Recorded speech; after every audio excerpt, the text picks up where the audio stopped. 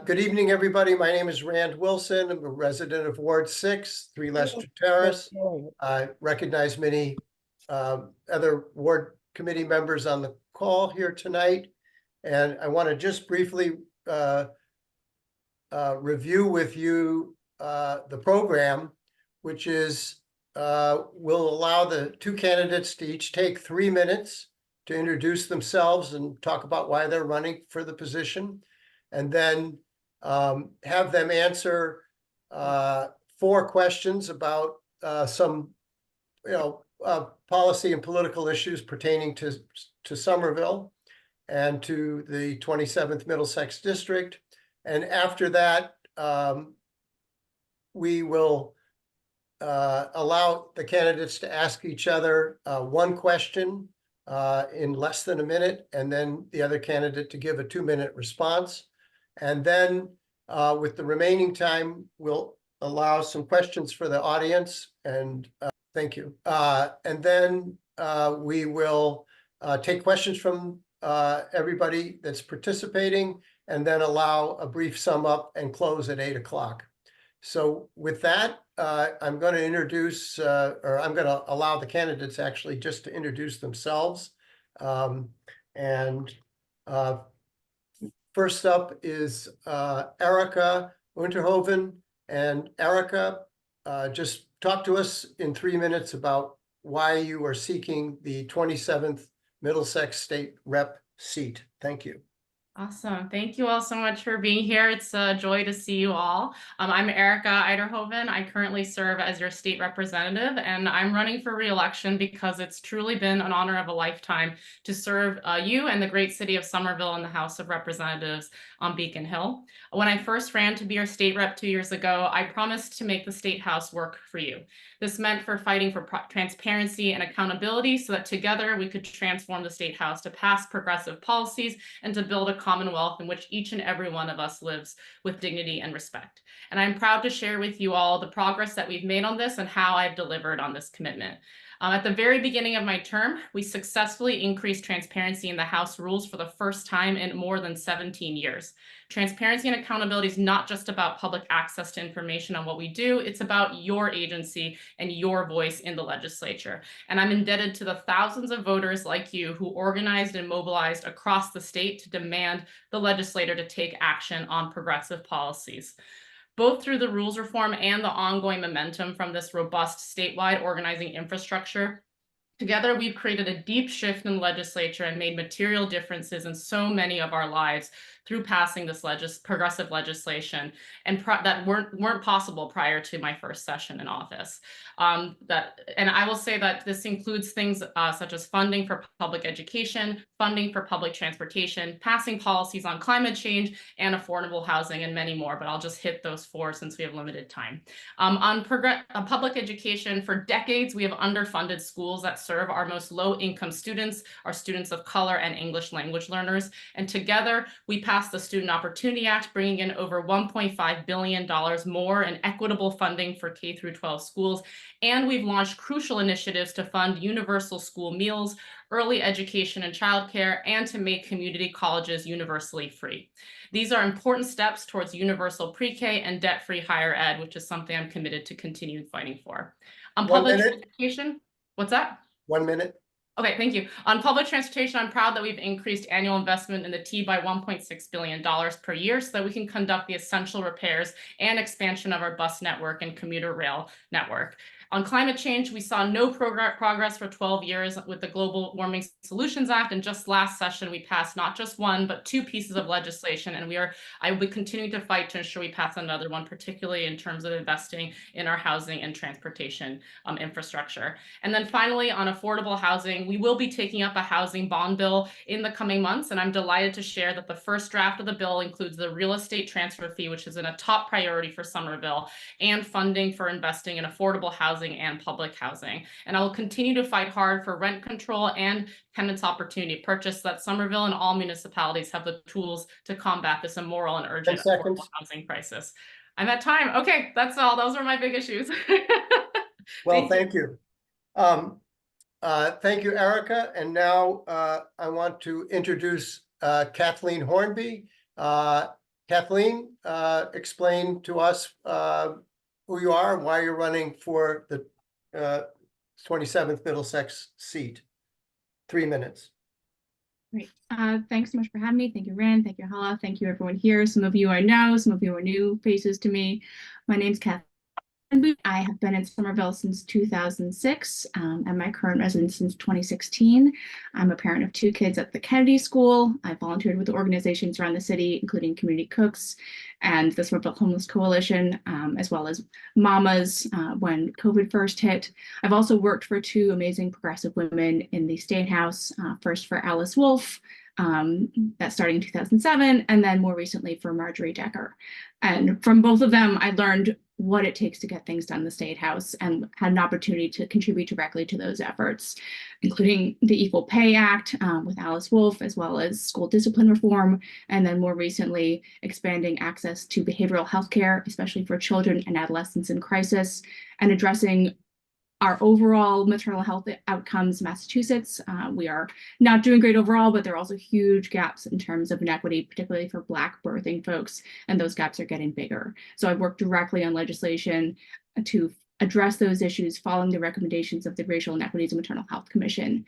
I'm running because I love this community. I'm raising my family here. I'm dedicated to making sure that Somerville is getting everything it can from the State House. I want to continue the policy work that I love, the constituent services that I love, working with the network that I've built over decades, and focusing all of that on Somerville instead of the other communities around us, great as they are. Really, Somerville is where my heart is. And this is the next step for me. I'm stepping up. I'm taking everything I've learned, taking all of those skills, those experiences, those relationships, and putting them to work where I can have the greatest impact on my community. So I know I'm below time, but hopefully that will give us more time for discussion. 1 more minute, Kathleen, if you need it. I'm good. Thank you. Okay. Make sure we have time for questions. More time for questions, and everybody appreciates brevity for sure. So now I want to ask each of you a question, and the first response to this question will be from Kathleen and then from Erika in that order. And this should be an easy segue from what we were just talking about, which is what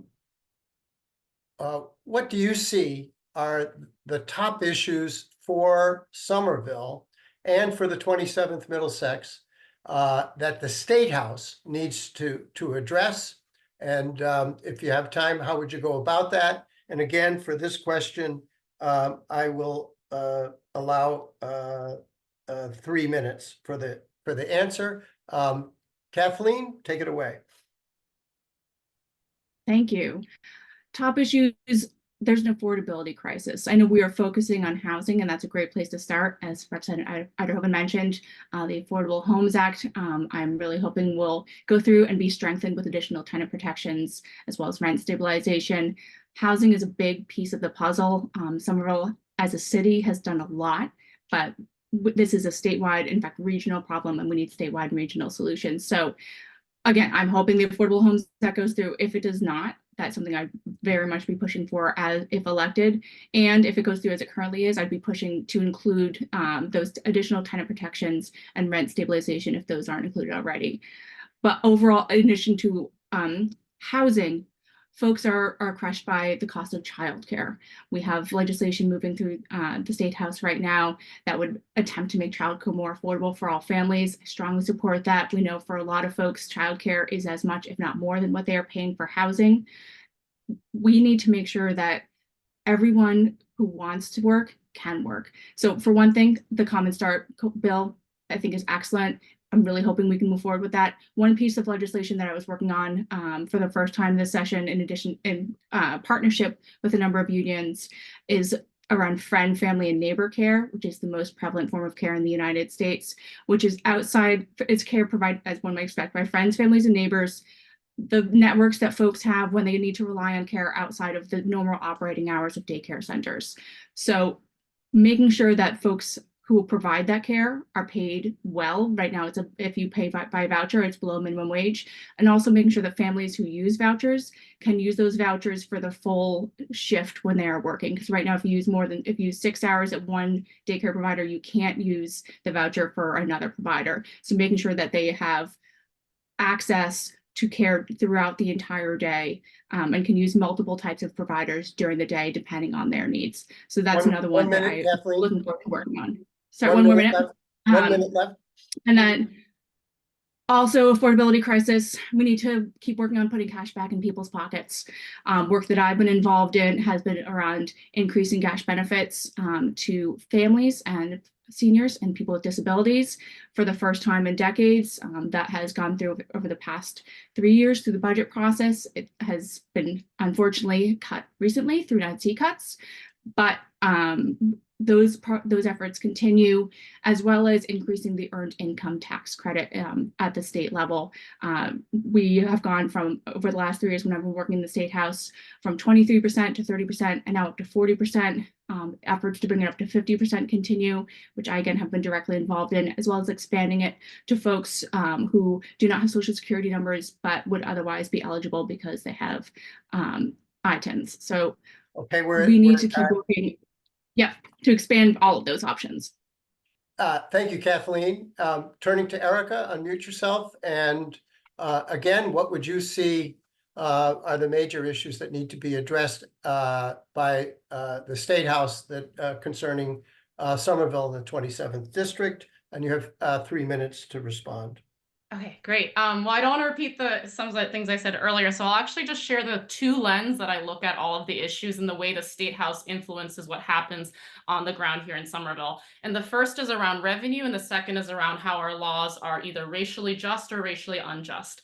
And in terms of revenue, the reason why I wanted to be on the revenue committee first and foremost was because it all comes down to getting funding into our communities. This means raising progressive taxes on the wealthy and corporations so that we can have funding for our roads, our bridges, our public schools, and our infrastructure overall. So all of our public goods. And I have to just point out, right, what we saw, what happened last year in Somerville with the Winter Hill School is atrocious. All these families have been now displaced, and it's been a really challenging situation for many families here. In addition to, of course, a lot of our other infrastructure needs a lot of updating and upkeep, and there's a lot of these $1 billion or more problems that Somerville is facing. So that to me is one of the biggest priorities. It also ties very closely with the climate crisis, because if we're going to be serious about stopping the climate crisis, that means a net zero carbon future means putting funding into retrofitting our buildings, retrofitting our homes, and as well as investing in public transportation so that our biggest carbon emitter of transportation is reduced greatly, so that we stop using as many cars as we have on the roads today. And this is also an environmental justice issue. That brings me now to pivot, and of course with housing. So I know I hit that earlier, so I'll just touch on that, but that's another one, right, where we need to invest in public housing, social housing, and affordable housing, and giving Somerville that kind of funding is something that unfortunately the municipality itself is really limited because of the way our state laws work. And that's why everything is done through home rule petitions, which I'm proud that our city has the most home rule petitions by far in the state. And then to pivot that towards the racial justice lens. So, things like what is impacting our immigrant neighbors, what's impacting people who get caught in the criminal legal system, whether it's the school to prison pipeline, whether it's people who are caught with nonviolent offenses, right? These are basically ways that we are using the legal system to punish people for the color of their skin or their income or who they are, rather than actually providing the solutions that get to the core of these problems, which is housing, education, healthcare, and a transportation that works for everyone. So those are those two lenses. Yeah, thank you. Two lenses that I look at all these issues and how those laws impact our community. And that's why I'm very proud of what we did with the Work and Family Mobility Act, so that immigrants all have access to driver's licenses, because the majority of traffic stops and how people get involved in the criminal legal system is through traffic stops. And so that's just one example, but that's also why I work very hard on the criminal legal system and how we can change our legal system to work for all of us. I know I'm at time, so I'll stop there. So thank you all. Thank you, Erika, and thank you both for keeping to our time limit. These next questions are going to allow you to dive in deeper to many of the issues that you've just raised. And again, to participants in the forum tonight, if we have time remaining after the prepared questions, you should be prepared to ask questions of your own, either in the chat or by when I call on you to unmute yourself. So you may want to prepare for that now. The next question is,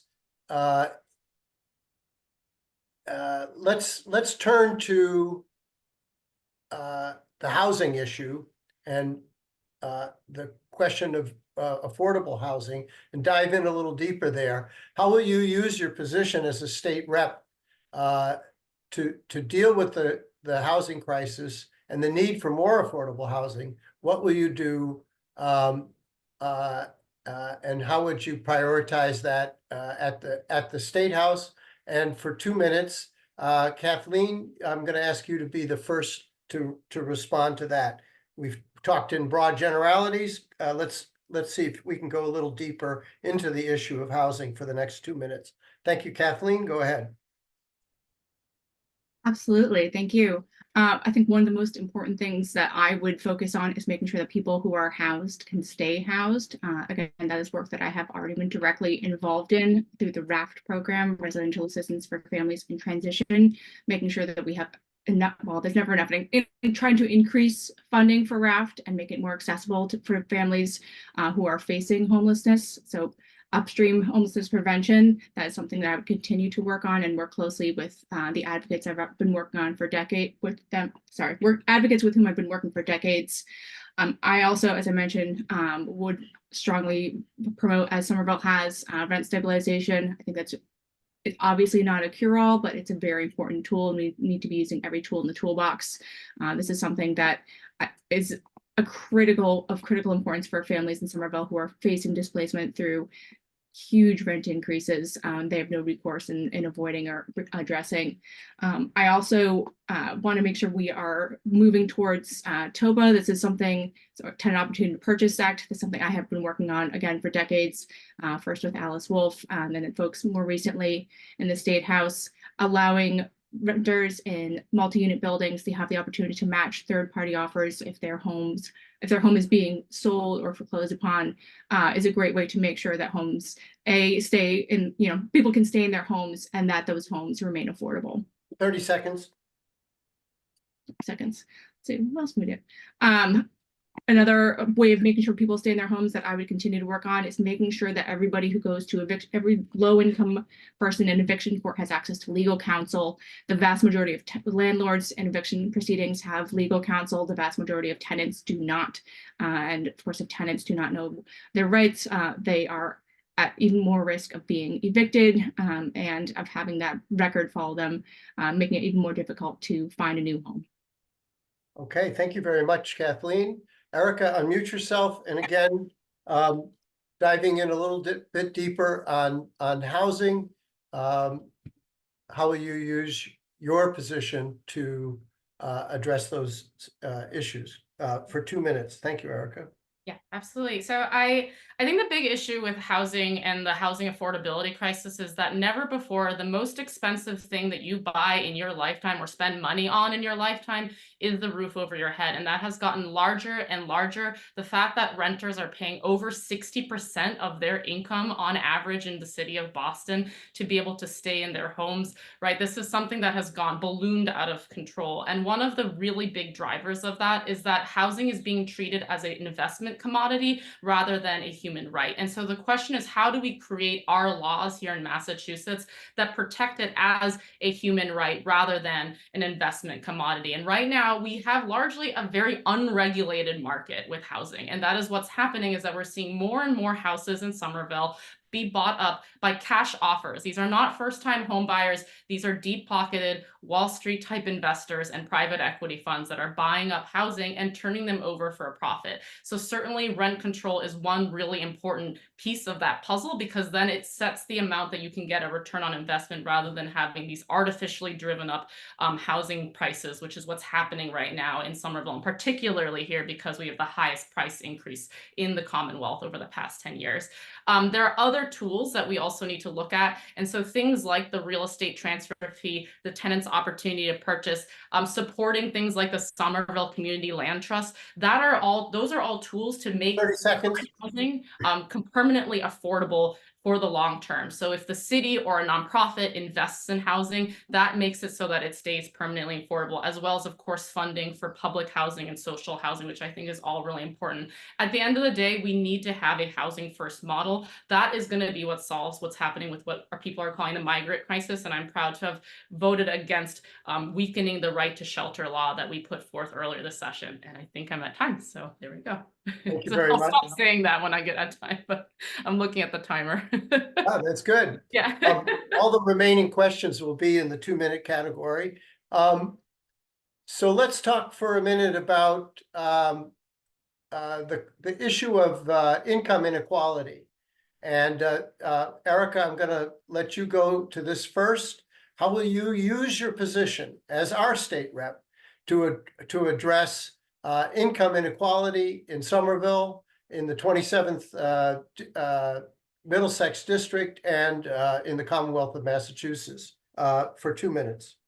I think this really comes down to taxation and putting that funding where it's most equitably spent on our public goods. So just to share as a backstory, right, Massachusetts, we have regressive taxes. What that means is that the wealthiest pay a smaller share of their taxes than the poorest income earners in our state. That went in the right direction, fortunately, with passage of the Fair Share Amendment last year, but it's still, unfortunately, a regressive system. And so really our task at hand at the state government is to turn our upside down taxations right system right side up. That means we increase taxes on corporations, on the very wealthy and the profiteers of our state, and then put that funding into things like all the goods, the important needs that we just discussed earlier. I just want to share some of those tools and what those looks like, because people have this idea that we live in Taxachusetts, and we really fundamentally don't. We've actually cut taxes more than all the other states in the country since the early 80s, except for 3 other states. So this is something where we have an immense amount of opportunity on. This is why I filed some legislation, including the payment in lieu of taxes legislation, which would require Tufts, Mass General Brigham, and all the enormous nonprofits, particularly ones with multi-billion-dollar endowments, to finally pay their fair share, which currently the residents of Somerville and all the neighboring cities are paying and subsidizing these organizations. Another is the digital ad tax.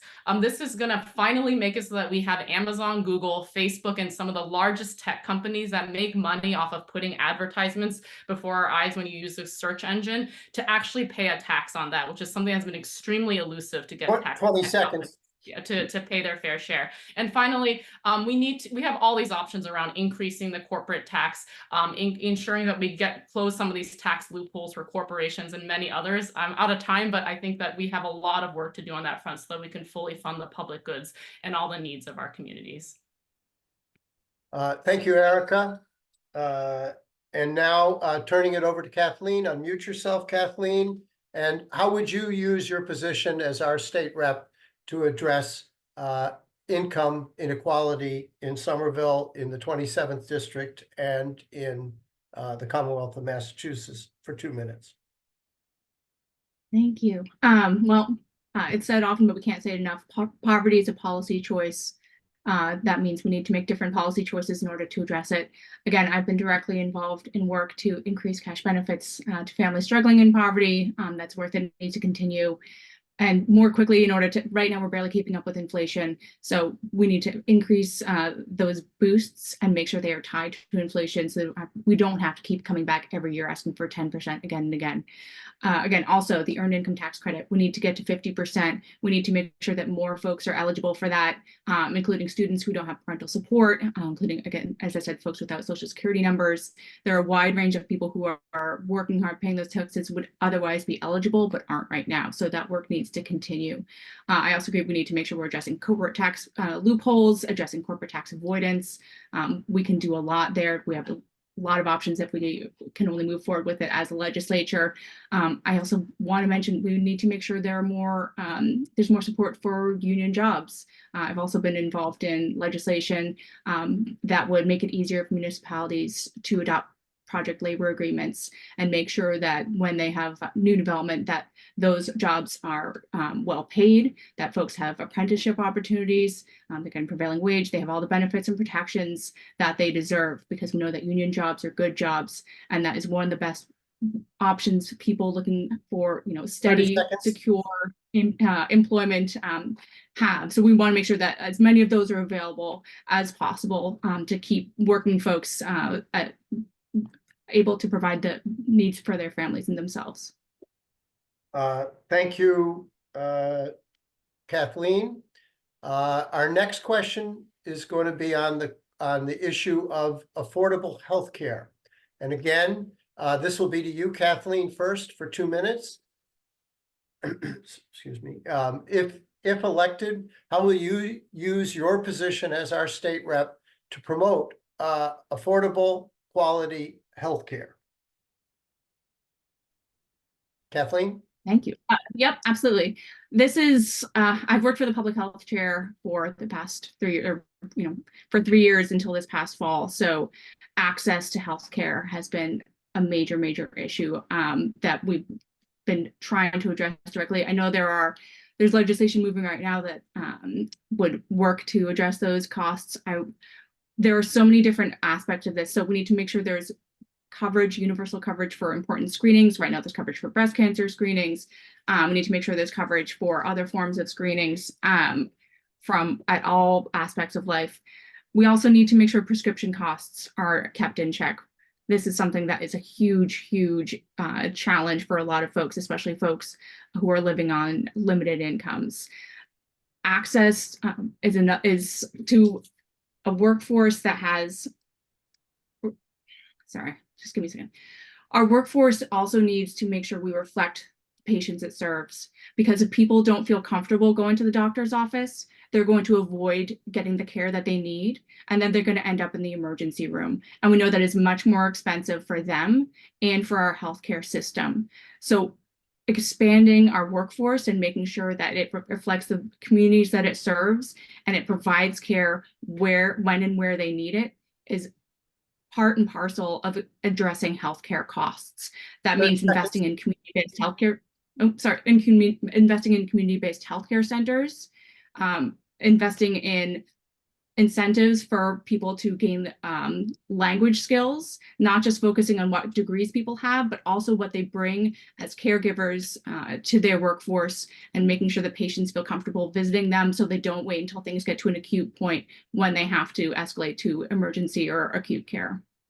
All right, thank you very much, and thank you for keeping within our time limits. Turning it over to Erika Uyterhoeven. Again, how would you use your position as a state rep to promote quality, affordable healthcare?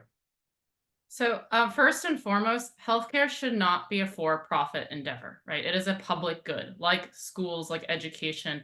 Healthcare is something that should be something universal for all. This is why I've been an early supporter of Medicare for all. And this is actually something that Massachusetts is uniquely positioned to be able to implement because we have mass health. We have Medicare for all if you qualify for mass health. And the question is, how do we make sure that it is expanded and is universally available to all? And so that's one piece where our healthcare system, because of the for-profit insurance model, has the worst outcomes in terms of developed countries in the world, and it costs an extremely high amount of money. And I think some of the most atrocious examples of that is the lack of regulation on these companies that are profiting off of healthcare. And I have to just highlight, because this has just recently changed, companies like WellPath that has been providing is a private equity firm owned for-profit healthcare provider for incarcerated people. They make money off of large state contracts and providing as little healthcare as possible. And I highlight that because that is just one example of this network that makes money off of our healthcare and then provides a low quality service. And that's why I believe we need to have a completely different model and try to expand what we've already created here in Massachusetts so that we can have the full coverage that we deserve. I think we've taken some really great great steps. Just last week, we voted to regulate Steward Healthcare 30 that has been seconds. buying up hospitals in Massachusetts and carving them out. So that is one step in the right direction to try to remove the for-profit incentives, and particularly the draconian ones of private equity-owned healthcare, as well as increasing the reimbursement rates for community health hospitals. But that just doesn't go far enough, and I believe we need to be pushing in both of those directions so that we can actually have quality, affordable healthcare available to all. Well, thank you very much, keeping within the time limit. And now I want to ask each of you a question about what I perceive to be, and I think many others do, a certain dysfunctionality at the State House, and how you would address that if elected as our state rep. I'm frustrated that issues like pilot or universal Medicare for all or free college never seem to make it to the floor of the State House, and get tied up in committees, and we don't ever see where our elected officials stand on the issues. So to you, Erika, first, and then to Kathleen for 2 minutes, how would you, or how do you deal with the problems that many constituents in Somerville and beyond see at the State House? Yeah, I want to just sharpen that as well, to add that one of the biggest issues we face in terms of legislation getting passed is the corporate capture of the state government. And we see that in terms of money in politics. We see that in terms of how really good legislation takes a very long time. There's this lack of urgency when we go home to our districts and see the crises at home. And that's that disconnect and the dysfunction that you're referring to. It's why I fought for transparency, because I believe the answer to that is having more people in the State House. This means building up more power with unions, more power with advocacy organizations and community groups, so that you all have a seat at the table, rather than the seats at the table that are currently available behind closed doors. And that is really at the root of why things take so long, and also why so many bills get watered down in the interests of special corporate interests. And just to give one example with climate change, when Governor Baker vetoed the bill to not allow the stretch code, right, or to only limit to 10 municipalities to have fossil-free infrastructure, that was at the urging of various corporate interests that don't want to see those changes happen. And there's a lot of really good analysis by Brown University about the oversized impact of utility companies in terms of how legislation is drafted. I will also say the real estate industry is a huge force that prevents us from having progressive legislation passed. So we really do have to get at the core of that. And my vision is that we need to ensure that people are able to not only access what's happening in State House, but have their voices heard. This is why I believe in building a statewide infrastructure of advocacy through either unions and advocacy groups and community groups to put pressure, not just on us, because here in Somerville, I'm so blessed to have an active community that cares and fights for progressive issues, but we need to have that happening statewide so that those voices are actually at the table and shaping policy with the urgency that they deserve. Thank you very much. Kathleen, turning to you, the same question. How would you address the dysfunctionality that many constituents believe occurs at the State House, and the disconnect between that and the urgent problems we face in our communities? For 2 minutes. Thank you. And of course, this is something I think a lot of us have heard, so much frustration about what doesn't get through at the State House, having worked in the building and working incredibly hard on bills that haven't made it all the way through. I feel that very deeply, in addition to, hearing from voters. And it's just how people lose trust in government, which I think is just such a terrible shame, because we need people to believe that we are working in their best interests. And if they don't believe that, then we've lost them. So I think it's important to continue to having new people come into the building. I think it's important for people in the building to recognize that they do have power.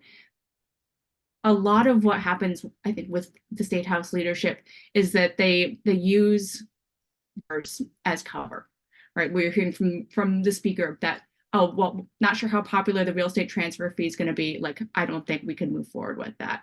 Hearing that from the members, right? I think the members I think that he is hearing that from the members. I totally believe that. As we know, there are very powerful interests weighing in on those issues. I think if the members can come together and push back in instances like that, which I would do as a representative, forming coalitions to say, we are convinced this is important. We do want this to happen. And if it doesn't happen, then we're going to keep coming back to it. And if we can't convince our leaders, then maybe we need new leadership. And the way that leadership is passed down from, one, person to another right now, we know who the designated successor is, right? There's no question. We know who's expected to step into that seat. If people can come together and say, oh, we've got another option here, we have possibilities, we've got a coalition, again, about alternative leadership, then that's a very powerful tool. So I think we can, as members, hold the leadership accountable by coming together and working together to say, this is what is actually important to us. We are not beholden to these interests. Okay, thank you very much. Now I'm going to allow each of the candidates to ask one another a question and keep that question to less than a minute. And first I'll allow Erika to ask a question of Kathleen. Erika? Thank you. So some of my partners in advocacy have referred to me as the quote tip of the spear, because I'm the only legislator or the first legislator to push for new frontiers within this position. For some examples, I've often been the only legislator to support striking teachers on the picket line. I was the first legislator in many years to visit several prisons unannounced, and I was only one of 4 legislators to publicly support our own workers the right to organize a union. So I'm curious, my question to Kathleen is, what are some things that you would like to do as a legislator that you haven't witnessed any other legislator do yet? Very good. Kathleen, for 2 minutes. It is a very good question. I also will say I signed a union card as a former State House staffer, so thank you for supporting the staffers union. That's very important. In terms of doing what other legislators have not, I think there's a lot to be done for opening. And we talked a lot about transparency, but I think we should talk more about what that actually means.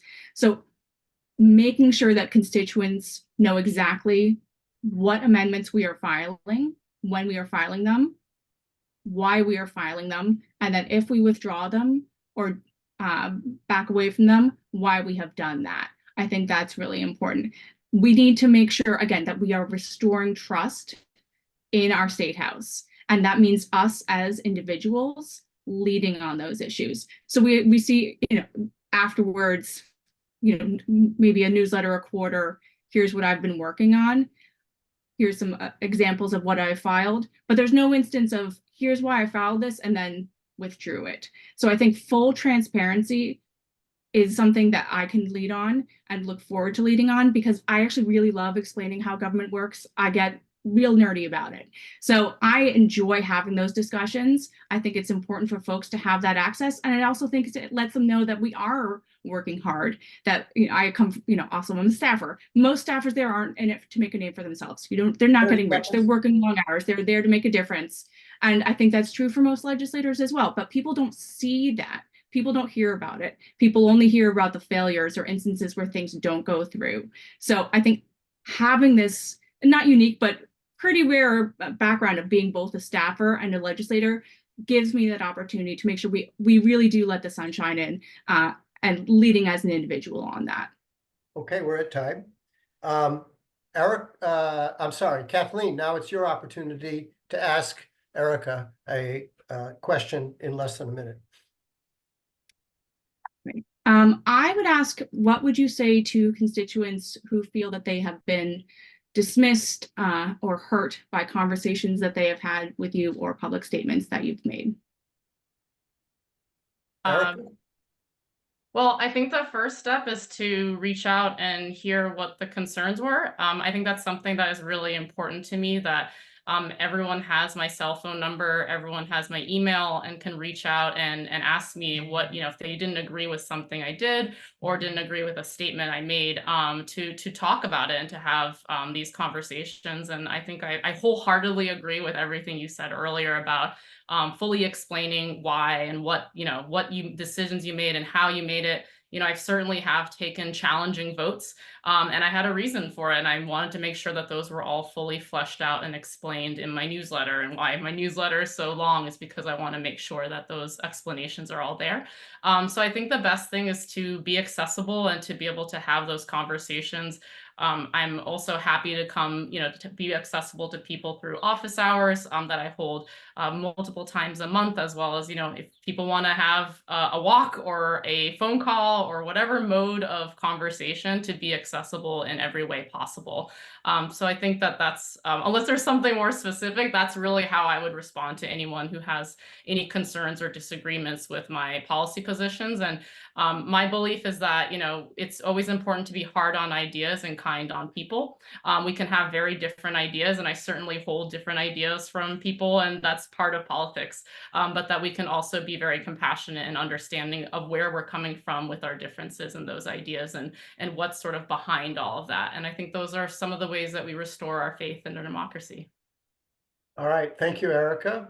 And thank you, Kathleen. Now, with the remaining time, would be happy to open it up to questions from our participants. And please raise your hand and/or type your question into the chat, and I will call upon you. And oops, I see the first hand is from Hala. Do you want to address a question to one of the candidates or both of the candidates? Have at it. Yeah, hi. That was really good. I want to know about rent stabilization, because if we can't raise if our taxes property taxes keep going up and we can't raise the rent, how do we, you say you're capping it at this much, but our mortgage, our taxes are that much. How do we make a balance, and how do you get people to want not to raise their rents too high? Okay, 1 minute responses from, I think I get the gist of the question. There are many homeowners of 2 and 3 family homes that are concerned that they won't be able to keep up. So let's let the candidates respond. I'll let Erika go first, and then Kathleen, just 1 minute responses. Sure, absolutely. I think it's a really great question, because I think the first thing is that the devil is in the details with these legislation, right? So I think a lot of times, a lot of the bills that we put forth, whether it be the right to, tenant's opportunity to purchase, or in terms of I'm blanking on the name. Sorry, the taxes on home sales, right? We want to make sure that they're really targeting and not hurting residents. And I think that's first and foremost, to make sure that we actually put into place legislation that puts those protections in for these extenuating circumstances. And that's why legislation it's so important to get those details right. I think the second thing I'll say too is I take examples like from Boston and other cities and ask people, have you ever had to raise rent $500 or $600, and sort of make it a real conversation around, has that ever been necessary? Because, rent stabilization doesn't mean that you can't change any of your rents, right? But it does put a cap on year to year. And the vast majority of time I've had that conversation with, small homeowners, they've said, I've never had to do that. I've had to raise it like $100 or, to cover the water bill or things like that, but we've always been able to work it out. And so I think that so far I haven't had that situation. So I'm happy to talk more with you about those details too. Kathleen? Very similar answer. Also, I think depending on what the final language looks like, but for the home rule petition that Somerville approved after working closely with advocates and experts in all areas of housing, would include an exemption for small owner occupied buildings, which I think is a lot of and I've heard similar concerns, right? It's like, I own a two or three family home. I don't want to not be able to increase my rent if my mortgage or taxes go up. If the Somerville home rule petition went through, that wouldn't be, we wouldn't be even, we wouldn't have to worry about that. And then again, as Representative Uyterhoeven said, the increases that are really driving people out of their homes are so enormous, they're so egregious that it would fall outside of what is included in the rent stabilization. Most cases, folks do not need to raise their tenant's rent by $500 a month or $1,000 a month in order to cover, a tax increase or an unexpected bill. Thank you, Kathleen. I'm going to take a question from the chat. Noah Coolidge says the family right to shelter law is incredibly important. First in the nation program that provides a crucial safety net against sleeping on the street for Massachusetts families, children, and pregnant persons. Yet in the past year or so, it has become an unsustainably expensive program with exponentially increasing needs for resources. How would you, as our state representative, support this law, and what, if any, reforms would you support to make it sustainable and more equitable? First response to Kathleen, and then Erika for 1 minute. I think it is incredibly important that we protect our status as a right to shelter state. This is something that I'm very proud of as a Massachusetts resident. There are a lot of factors right now that are contributing to the massive influx of folks in our shelter system. I think this is a great instance where we can talk about progressive revenue, right? Talk about those, addressing corporate tax avoidance, closing corporate tax loopholes. We need to find revenue from places where they have it and put it to people in need. This is absolutely something that we can and should be doing in terms of making it more sustainable and equitable. Again, I've been working with these advocates for years. They know the system inside and out. There's a lot we can do to decrease barriers to access, and there's a lot we can do to make sure that folks who are currently receiving shelter services have pathways to thrive and succeed once they have left shelter. For example, we've been working to ensure that people in shelter Kathleen, have childcare so they can get jobs. thank you. Going to a hand raised. I think Lois, you were first, and then Leslie. So unmute yourself and ask a question. I will. Oh, Rand, I don't know if I got to answer that one. I don't mean to. Oh, No, I don't. That's I'm so sorry, Erika. It's okay. I can be brief. Yeah. Yeah, please be brief and answer the Yeah. question. I know there's more questions coming in. So yeah, very quickly, I think the right to shelter law is very important. I just want to be clear, this problem is going to get worse before it gets better because we have the climate crisis upon us. We are going to see more displacement, more mass migration throughout the globe.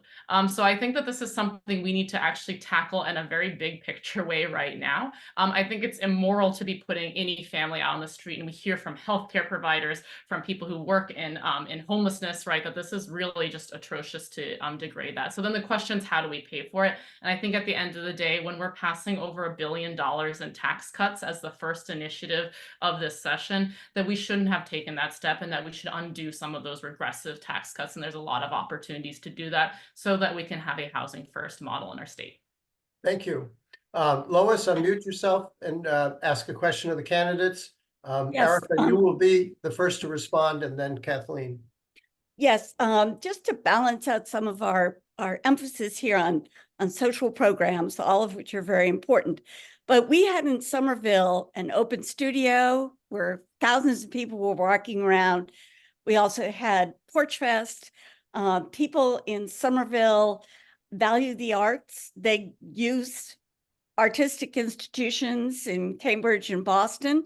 And I'd like to hear you talk about what can happen at the State House to keep the arts vibrant, even in the midst of all of our housing, healthcare programs. To balance that out, we need the arts as much as we need housing. Thank you.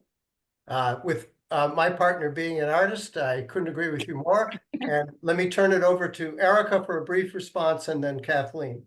Yeah, I wholeheartedly agree. I mean, I'm sorry, but arts is like why we live, right? I mean, expression of art form is so near and dear to my heart. So I really appreciate you uplifting that. I'll also just share too, I lived for a few years in France where they put a great deal of public funding into the arts, all sorts of types of arts, and that you have those opportunities across the country. I look at that as just one model or one possibility of what it looks like when we put investment into things like the arts, music, visual arts, all of that, that unfortunately, Somerville used to be a city that had a lot of a huge artist community, and they've largely been displaced. And I think it's a huge tragedy that that's the case, and that artists cannot live or afford to live here in Somerville. So that's something I believe. Again, I hate to be harping the same, hitting the same drum, but progressive revenue to be funding that, I think, is so critical because we need the arts for our livelihood and for our humanity. Okay, we're at time. Kathleen? Thank you. And I also, a lot of the folks I've talked to, going door to door, have brought this up as well. And in addition to saying we can't separate the importance of arts from the importance of housing, artists need housing as well. This is something that we need to preserve in Somerville and across the state. So I think we do need to be investing in the arts. The Mass Cultural Council does a lot of amazing work around providing grants to organizations in the arts, and I think we need to continue to invest in them. It was also incredibly important during the pandemic to make sure that they continued to have opportunities to invest in organizations that were allowing people to come together in new ways, to express themselves in new ways, to find healing through art, to address their fear through art. I'm a former theater kid, so I also feel this very deeply. We are the stories we tell ourselves, we express ourselves through art, we come together as community through art. And it is something I love about Somerville. I love Porch Fest, I love open studios. Thank you, Kathleen. I'm going to take 2 questions from the chat, and I'm going to ask for a yes or no answer. So, where do you stand on raising the minimum wage to $20 an hour? Yes or no, Kathleen? Yes. Erika? Yes. And do you support, this will go to Erika first, do you support State Auditor DiZoglio's efforts to audit the legislature? Yes or no? Yes, and I will just add very briefly, I use public records requests all the time, and I do believe that those forms of It's a yes or no answer. Yes. Yeah, okay, sorry. Kathleen? Yes. Okay, thank you. Leslie, this will be the last question. Unmute yourself. Leslie Templeton, still here? Yeah. Yes, I'm here. I'm so sorry. I had to get back there. Hi, everybody. My name is Leslie Templeton. I'm the Young Democrats of Massachusetts Disability Caucus Chair. So disability is really important to me as a disabled person. Often we are left out or forgotten about during policy discussions. I would love to know what are some ideas or what are some of your policy positions that you push for as a state rep to help the disability community that are not just increasing accessibility. For 1 minute, the first responder response should come from Kathleen. Thank you. I think that's really important. I also want to make sure that we are clear. It is important to have access. That's something that I think the State House has gotten better on. There's still obviously a lot of gaps there. But in terms of making sure that the disability community can participate fully in government, one instance, wearing masks. I know that a lot of folks, myself included, in crowded spaces still wear masks in order to make sure that everyone can participate in those spaces. And that's something that I will continue to do. And in addition to making sure that we have disability voices in all levels of our policy making, it's incredibly important to make sure that those voices are at the table. Erika? Yeah, I'll just say this is something that I see all the time, particularly in my work in the criminal legal system, because a lot of people who are incarcerated are disabled, and they are brought into the situation because of their disability. And I just want to bring that to the forefront because it is such a structural and invisible issue that is throughout all of our policies that essentially devalue disabled people's rights over able people's rights.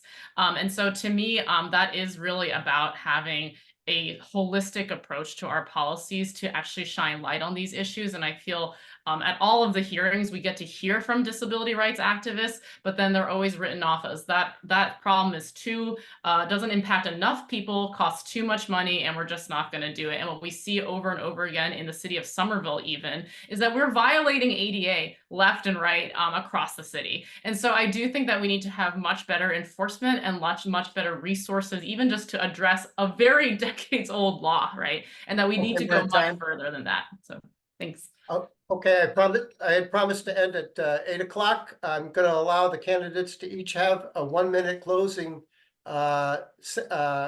remarks, and then we'll end the meeting. I apologize to Philip for not having time for his question in the chat, but in the interest of brevity, let's open it up for, let's see, Kathleen to go first with your closing statement, followed by Erika, and keep it to a minute.